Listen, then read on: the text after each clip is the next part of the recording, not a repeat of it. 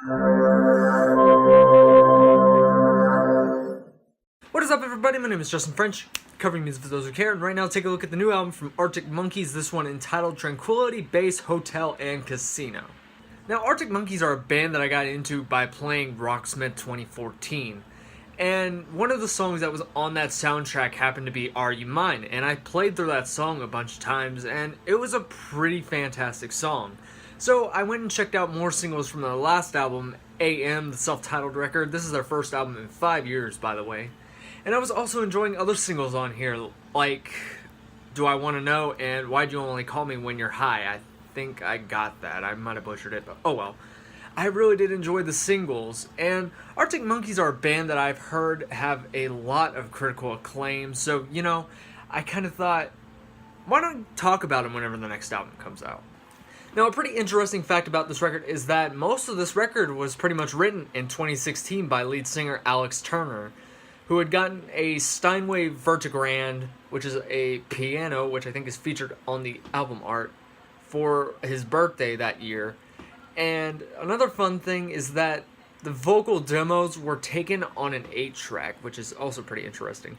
Jamie Cook, the guitarist for this band, heard the material and he really loved it and suggested that Turner should release it as a solo record, but Turner didn't really think too much of it, so the band kind of started demoing for this record. So, anyways, what do I think of Tranquility Base Hotel and Casino?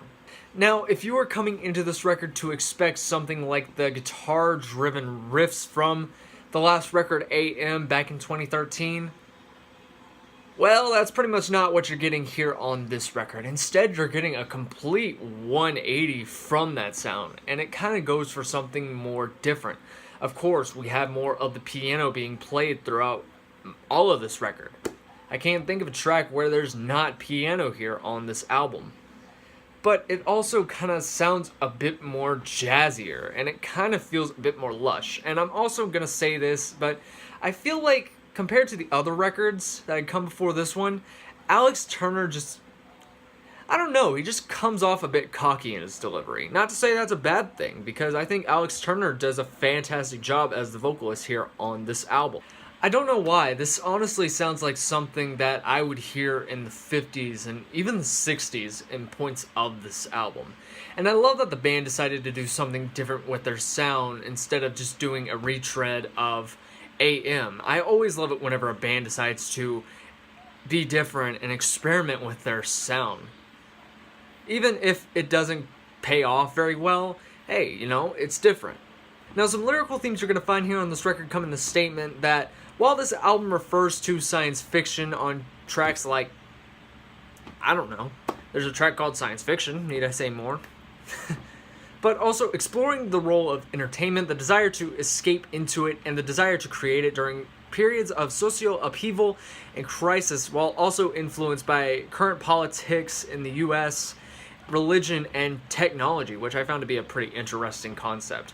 And I really love how this album opens lyrically, because Star Treatment, it's not one of my favorite tracks here on this record. I just feel like the music behind it just feels a bit sluggish in my opinion, but I really love that opening line where they're kind of talking about how the Strokes really influenced them on their earlier work, such as their first album, which I'm not going to pronounce because I'm going to end up butchering it, but you should know what I'm talking about. I think, let me try and take a guess on it, because it's a long title. Whatever people say I am, that's what I'm not, I think is what it's called. I could be wrong. Now, some tracks that I'm really enjoying off this record come on forms like 1 Point Perspective, which I really do enjoy the more apocalyptic-like lyrics, and also the almost kind of hip-hop beat influence, just a little bit. It's not very noticeable, but it's just a tiny bit.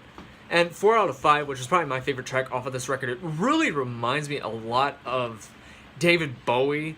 Kind of reminds me of some of his earlier work mixed in with his last album, Lazarus. And then you have Golden Trunks, which I really do enjoy the guitars on that track as well. And Science Fiction, again, for its lyrical themes. Now, some tracks that I'm not too big a fan of come on tracks like American Sports and the world's first ever monster truck front flip. I feel like American Sports, the vocals just kind of irritate me just a little bit, especially in the opening, and plus it's only about 2.5 minutes long. And the world's first ever monster truck front flip just kind of feels like it drags on for its length. It's only 3 minutes, but it just feels like a long time.